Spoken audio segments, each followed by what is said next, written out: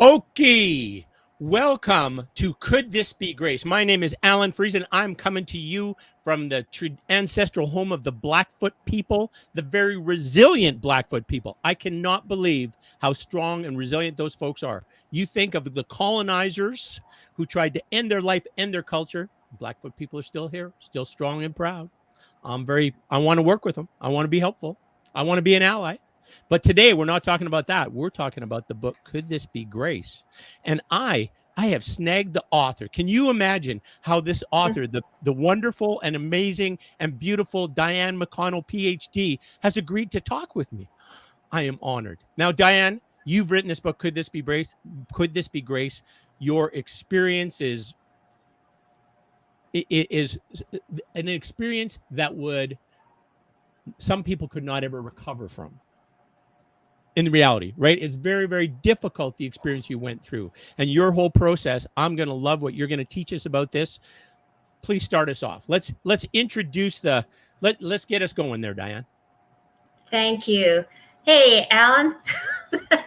This is great. This is my very first big step into the social world to talk about something that feels really important to me, but it feels pretty vulnerable. But I'm excited. We are hosting, you and I together, a six-part series. I was about my very special project of the book that I've written. And so over the course of this session and the next 5, I'm going to have a conversation with you and the audience about my book. I'm a first-time author, and I'm absolutely thrilled to do this. Tonight, specifically, I'll give you a little bit of history, a little bit of context, and give you an idea of where the book came from. And so let's get started. Sounds good. I'm going to run the slides here for us. There we go. All right. Perfect. So you just tell me when to advance. Next slide. All right. So I kind of stepped into the world of thinking about, perhaps I'll say spirit, getting outside of my head. I used to go to a lot of conferences with Louise Hay, Wayne Dyer, kind of the thought leaders, the spiritual leaders. And I had the title, Could This Be Grace, pop into my head one time, because what I learned from them is that everything happens for a reason. We're here to learn the things that we're meant to learn, and the universe is going to put them in front of you so that you actually learn them. And if you're not learning them, those opportunities and experiences keep repeating themselves and perhaps get bigger. Through my very favorite book, Loyalty to the Soul, I learned about the ego, how sometimes the ego will create barriers.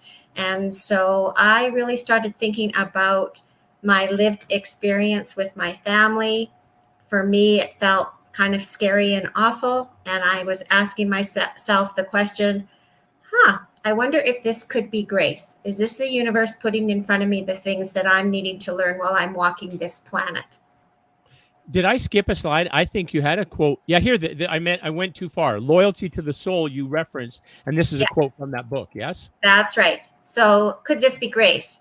Over the years, we've noticed that when an inner disturbance is resolved, someone's effectiveness in making a positive difference in the world actually improves. In fact, changes often occur around such a person that appears to have nothing to do with anything he or she has done outwardly. Some refer to this occurrence as a coincidence. We call it grace. Mm-hmm. So that's kind of the beginning and the thought of the journey that I was on.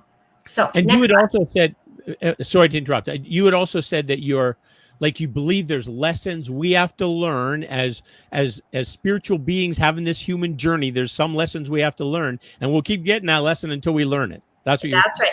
Actually, in this Loyalty to the Soul book, there's a chapter called The Stackers. And the Stackers, they describe as virtual beings that are sitting in the heavens, and they're assigned to the human beings that are walking the earth. And they're the ones that throw down opportunities to help you learn the things that you're meant to learn.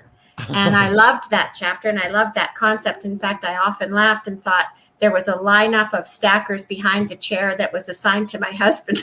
because he's so much fun to throw the experiences down. Anyway, everything happens for a reason is a really Yes. important lesson. You We know, just have let to me figure out what that interject. is. Let me interject, Diane, that you and I, the viewers might find this interesting. You and I met through an authentic leadership program through David Irvine, and we really connected in terms of how we see the world and kind of the differences we want to make, and that's kind of what kind of led to where we're going to be working together on you teaching our viewers about your book and the insights you've had there. And I'm thinking other things. This is going to be Awesome. the Alan Dianne Destin. So, Oprah. In 6 months, Oprah's going to be calling us for advice, Diane, saying, "How did you guys do that?" No. that would be awesome. Perfect. Next slide. Next slide. Yes, ma'am. So, the context. So my story or my journey begins in one direction because I started my career as a teacher, but unpredictably shifts and it moves into another direction. As a result of my personal experiences, I left teaching. I went to graduate school. I majored and studied special education. And along the way, there was lots of unexpected experiences that ultimately changed my worldview. And I learned a lot about myself. Next slide. Mm-hmm. So my journey that I'm going to talk about has elements of loss and fear, grief and frustration. You can see me jumping off the cliff there. That's actually me. But there's also success, and there's also fulfillment, and there's also a great deal of celebration. Next slide. So my book provides facts. So there's lots of medical interventions and lots of medical kinds of details, but it also provides a chronology of the journey. And I share lots of stories about my boys. And the stories, I hope, give you a sense of who they were as individuals and who we were as a family. Within the past couple of years, we lost both of our boys. And my destiny and my purpose in sharing their story is to ignite some passion, maybe instill some thinking, some movement of ways that we together collectively might work differently to make changes that need to be made so that we really make a difference in the lives of the folks and the individuals that we come in contact with. If my story, through telling this story, can influence even one person or in one small way, then I know it will be truly worth it.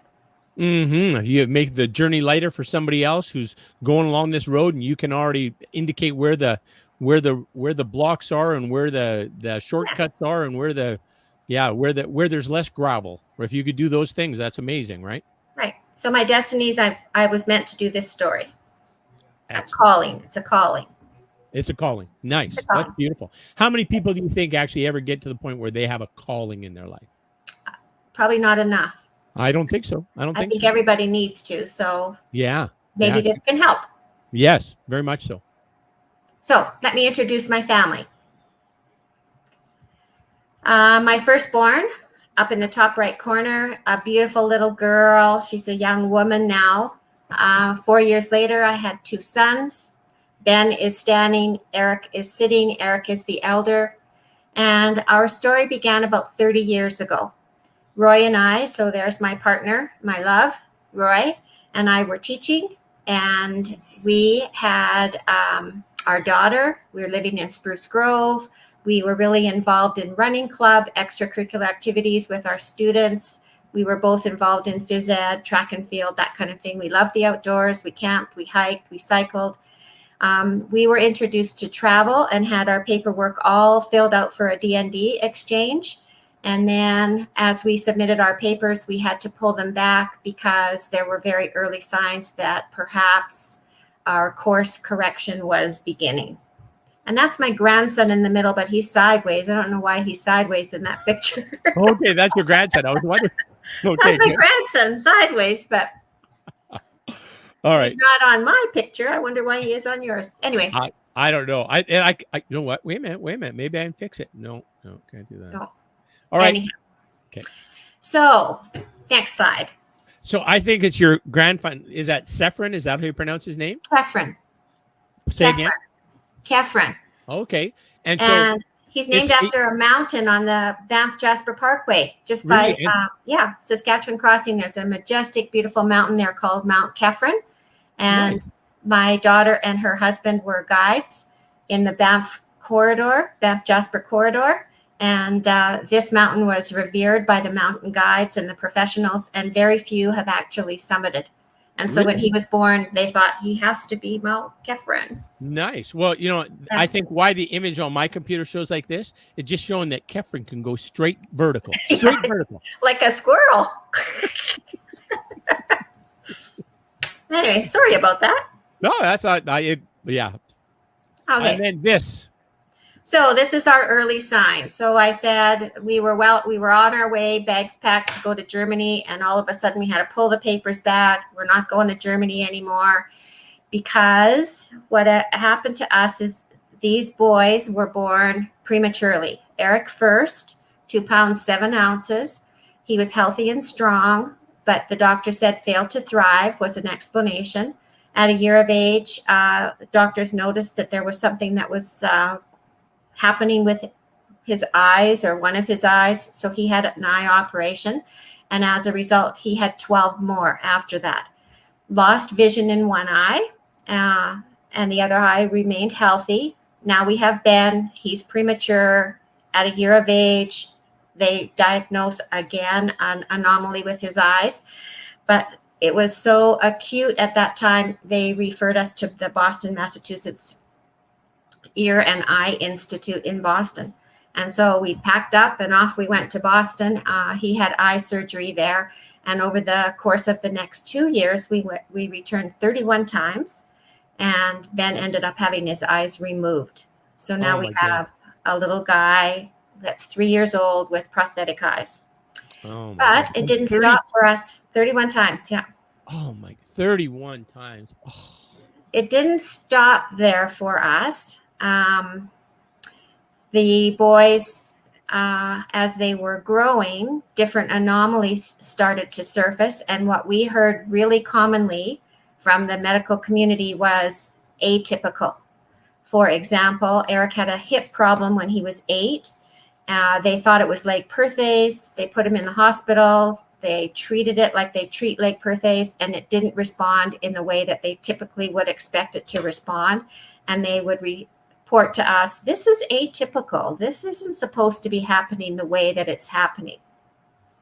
So, well, the previous where they said failure to thrive, that's like, we don't know, something isn't right? Like, I mean, is that of any value, failure to thrive? Failure to thrive means there's something going on in the body that's not wanting to carry on. So you kind of have to intervene and coach it along, and for me, beg it along. Yeah. Anyway, so these are early pictures of Ben and Eric. Pretty cute, hey? Eric Roy is holding Ben there as a preemie. That's in the hospital. He's about 3 pounds. I did not recognize that was Roy. My goodness. Yeah. Yeah. But that, that shock, that just the hair color difference from today to then is quite. That's correct, because today it's white, but we earned it. Exactly. That's right. Yeah. Okay. Next slide. All right. So as the boys grew, so did the challenges. As both boys were growing, we felt that we were never without a health challenge in front of us. If something wasn't happening with one of the boys' health, it was happening with the other one. So we were constantly running with one or the other, and there were thousands and thousands over the course of their teenage, early adult years of hospital visits and surgeries. They experienced ongoing painful treatments for necrotic hip. There was all kinds of physical therapies, A-frames, osteotomies, hip fusions. And by the time Eric was 19, he had a hip replacement that lasted only a year, and then he had to have a revision. Managing pain was incredibly difficult. It was complicated, anxiety-filling. Ben was pretty active in elementary school, and he loved to run and climb and do those kinds of things that were active. And as he grew, when he was in actually his first year of university, he ended up with a grand mal seizure that put him in the ICU on life support for a week. Roy and I were called scooting down to Ottawa to kind of sit by his bed for 5 days before he was able to wake up without really an explanation of what was happening. So we just continued to have a life that was one doctor visit after the other, one hospital visit after the other, first one, then the other. Sometimes both of them are in the hospital at the same time. Wow. And you're like, as you're doing this, you're seeing your kids being in pain all the time and Yeah, trying to manage that pain. And oh my, that like, oh, that's a hard go. Whew. yeah. But it got worse. So that we go to the next slide where I say the journey becomes like really complex. So this is in their early 20s, their late teens, early 20s. Eric presented with esophageal bleeds, and he had many interventions. Ben went on a road to Dianne, what was the term bleeds? esophageal, Oh, esophagus. from their esophagus. Okay, from Yeah, his esophagus. Okay. yeah. Ben went on a rotary exchange to Brazil, and 3 months into his stay, he ended up in the hospital with ascites, which is a fluid buildup around the abdomen, pressing on the diaphragm, so it interfered with respiratory function. And they were draining this fluid. He was in the hospital down in Brazil for 3 weeks. Roy and I had to go and get him. They couldn't treat him because he was an international student, but they believed that he had liver failure and that he was going to need a liver transplant. So they were in touch with the transplant team at the U of A and were prepared, if they could stabilize him enough to fly him home, that he would have a liver transplant. So we had that journey with him, which was traumatic. It was awful. Bringing him from Sao Paulo all the way to Toronto, where the doctor said that he needed to lie down and the airlines wouldn't let him lie down. And we couldn't complain because they said they wouldn't travel with him because he was sick. And it was, anyway, we made it. He didn't have to have the liver transplant. He had a bypass surgery. And then from that stage forward, Eric developed severe nausea and vomiting. He was in hospital for almost a year at the U of A trying to resolve that. He developed really serious mental health issues after he was discharged from the hospital and started to misuse his medications. And he ended up in the psych ward a couple of times, once at the Misericordia, once at the U of A in Edmonton. They both suffered from high bouts of ammonia. Again, in and out of hospital. At one of Eric's stays, he got an infection from an IV and it went septic. And so he ended up in the ICU on life support system again. And they had to take out the prosthetic hip because they couldn't get antibiotic to the hip to heal it. So he had a wound on his hip that was probably, I don't know if you can see my hands, but at least that long from the top of the hip almost to the top of the knee, that was open and weeping and gaping. And he was in hospital for 2 years as they treated that without being discharged. So 2 years at the Royal Alec Hospital, and Roy and I visited him almost every day, but it was really difficult. He had 2 Christmas in there. He had 2 birthdays in there. Wow. This Ben, correct? That's Eric. Oh, pardon me. This is Eric. And so how old is Eric at this time? He is about 25. 25. Okay. Yeah. And so another time, once he was discharged, then he had to go into an assisted living place because we couldn't manage him at home.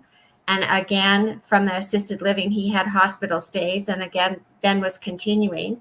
And at one point, we had Eric at the Grey Nuns Hospital in Edmonton, and Ben was at the U of A, both of them in ICU. And Roy and I were about 2 weeks trying to advocate in both hospitals. Could we get the boys moved into one hospital? Yeah, because no kidding. we had 2 teams treating them. but they were in two different, and we were going back and forth and back and forth and back and forth. And it wasn't until I advocated with the president of the U of A to say, this is crazy.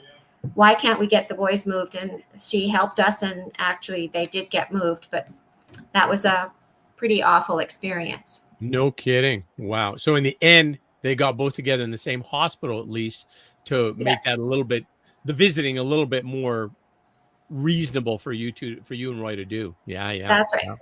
Yeah. Anyway, so the next slide is the final chapter. And in the final chapter, Eric is in the assisted living. He continues to go to the emergency. And on one of those trips, he didn't come home. He actually passed away in the emergency department at the Grey Nuns Hospital. We had been at home, not doing really, really well at Eric's celebration. We ended up taking Ben to the hospital the next day, and Ben was in hospital for about a week, and his care greatly increased after that. We ended up hiring some staff. He ended up with respiratory problems. First of all, he was on BiPAP, and then he ended up having a trach, and he was on a ventilator. We cared for him at home on the ventilator, but he still had some trips back and forth to the intensive care. And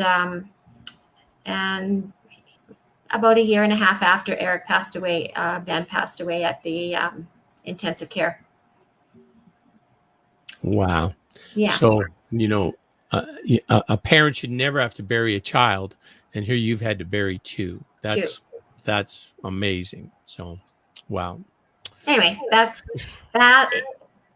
was a really fast flyby. Yeah. Yeah. Of like 30 years of story. I hope I gave you the nuggets that were strong enough to help you feel like, yeah, that's a big story. But in that story, could this be grace? Why did this happen? And it happened for a reason. And I meant to think about the lessons that needed to be learned, the lessons that needed to be shared. And so in the next slide, if the listeners are joining us over the next 5 sessions, what I hope to do is share with you kind of that learning and that profound change of life that I had, first of all, by getting to know myself and the importance of know thyself. And I'd like to talk about that at our next session. And then after that, the importance of knowing the other and creating that compassionate space between you and the other, and how to get the best and the most out of a wonderful life that we all live. The 4th session, I want to talk about the experience of adversity and how to see possibilities in the face of adversity, so that you remember I showed you the slide of my story is about fear and anxiety and challenge, but it's also about celebration and beauty and success. Right. So I'll talk about that. We encounter both in education and in the healthcare system tons of problems of practice that I think I want to name and talk about, because they can be resolved that would enhance the quality of life for those being served in education and health. And just a quick summary in the last session of the overall lessons learned. Excellent. Yeah. And so we're going to try be about a half hour per, right? I'm going to stop the screen share for a minute. So we're going to be about half hour each one. And there's the introduction to, the experience that Dr. Dianne McConnell has had, and then how the lessons she's going to teach us from that experience. So I'm really looking forward to it. Thank you so much, Dianne. It's fun. Yeah, good. I like spending time with you. Well, me too. It's always a joy hanging out with you. So where are we anyways? 7:24. We got 6 minutes if you want to, anything else we want to chat about. No. Did we have any callers? We did not. No. There is a call number on there, 587-813-6552. I have had that phone number for 10 months, I have not had a phone call yet, but I'm pretty sure it works. So, anyways, if you want to call in and you can talk with the author, then please do.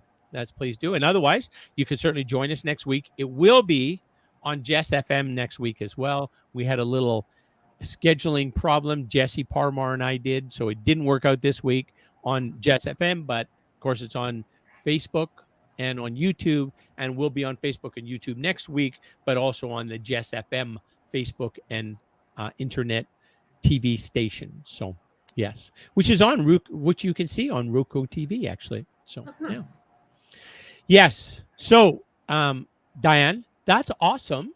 I'm looking forward to our chat next week. I think if we follow this kind of format, just the way that you've outlined it, I think it'll be amazing. Does the PowerPoint help? I think so. Yeah, I think you gave a little track to run on, and that worked probably okay. That I was doing it, and you were, and then you just prompt me. So yeah, sounds good, my friend. How about we see you next week? All right. Keep yourself well. Thanks. And viewers, I hope you come back and join us. Give us a call. Talk to us. We're pleasant people. We're fun to talk to. Thanks, Dianne. Thanks. Bye-bye. All right. See ya.